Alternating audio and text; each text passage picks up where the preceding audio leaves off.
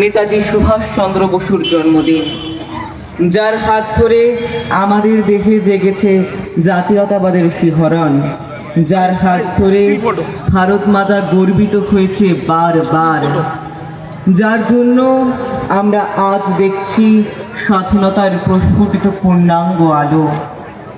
তার জন্যই আমার আজকের একটি কবিতা কবি শুভ্রা ঘোষের লেখা, প্রিয় নেতাজি। প্রিয় নেতাজি, অনেকদিন ধরে তোমাকে চিঠি লিখব ভাবছিলাম, কিছুতেই আর হয়ে উঠছিল না।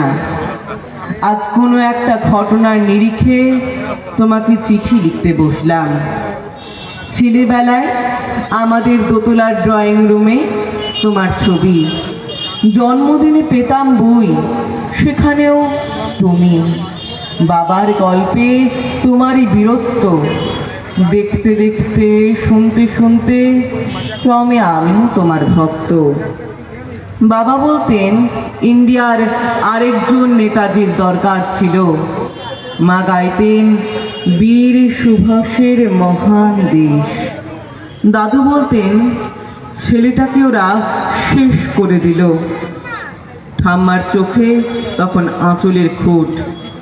এসবের মধ্যে বড় হওয়া আমিও কেমন একটা ঘোরের মধ্যে থাকতাম, ভাবতাম তুমি সব পারতে, যদি আর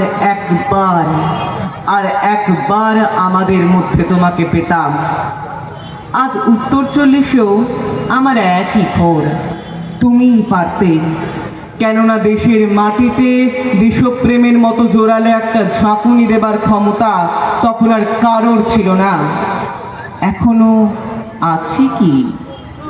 তোমার হারিয়ে যাওয়ার পর দেশে কত কমিশন বসেছে, ভারতের পূর্ব পশ্চিম উত্তর দক্ষিণে কোনো পীর, কোনো সন্ত, কোনো দয়ালু বৃদ্ধকে দেখে ভুল করেছে সবাই, ছুটে গেছে তুমি মনে করে, কিন্তু ফিরেছে মাথা নেড়ে, তবু তোমাকে পাওয়ার আশায় বুক বেঁধেছে।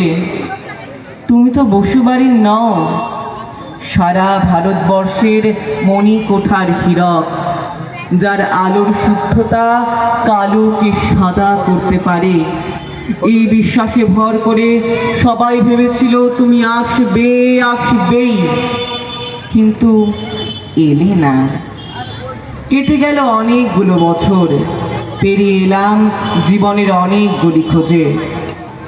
তুমি এখন বিমান বন্দরে, সভা সমিতিতে, রিসার্চ ব্যুরোতে, এমনকি ছেলের নামকরণেও। শুধু হৃদয় যেন দোলা দেয় না। জানো, তোমার জন্মদিনটা এখন সবাই ছুটির দিন বলে আইস করে উপভোগ করে। আর ছেলেরা, তারা তো দেশ থেকে বিদেশের খবরই বেশি রাখে। আর মেয়েরা, তারাও স্বাধীনতার ভেলায় চড়ে হতচকিত। শুধু মাটিটা কাঁদে, তার কান্না যেন ভূমিকম্প, খরা, এলিনিন ও বন্যা হয়ে চারিদিক ভাসিয়ে দেয়। এখনো অভিমান করে শুয়ে থাকবে রেনকোজিতে? আজ ঘাড়ের ওপর AK-47-এর নিঃশ্বাস, রক্তের খড়ি খেলা, ধর্মের জিগিরে তখন শোনাও সেই আওয়াজ, আমি সুভাষ বলছি। মেয়েটা দৌড়ে এসে বলবে, মা দেখো উনি আসছেন। পাশের বাড়ির মেসোমশাই ডাকবেন জানলা দিয়ে, বৌমা আমি বলিনি উনি ফিরে আসবেন? খোলা জানালার ধারে দাঁড়াবেন মায়েরা, তাদের ডান হাতে শঙ্খ, বাচকে জল। নদী হবে উত্তল, নৌকা বেসামাল, পরাণ মাঝিও চেঁচাবে, উনি আসতেছে। সবুজ মাঠে শিশুদের হাতে পতাকার দোলা, উনি আসছেন, উনি ফিরে আসছেন। তোমার হারিয়ে যাওয়া জন্মদিনের ভেতর থেকে উঠে আসুক আর একটা 23-এ। আজ স্বাধীনতার ঠিক আগের মুহূর্তে দাঁড়িয়ে তোমাকে আমার এই চিঠি। প্রণাম নিও, ভালো থেকো নেতাজি, প্রণাম নিও।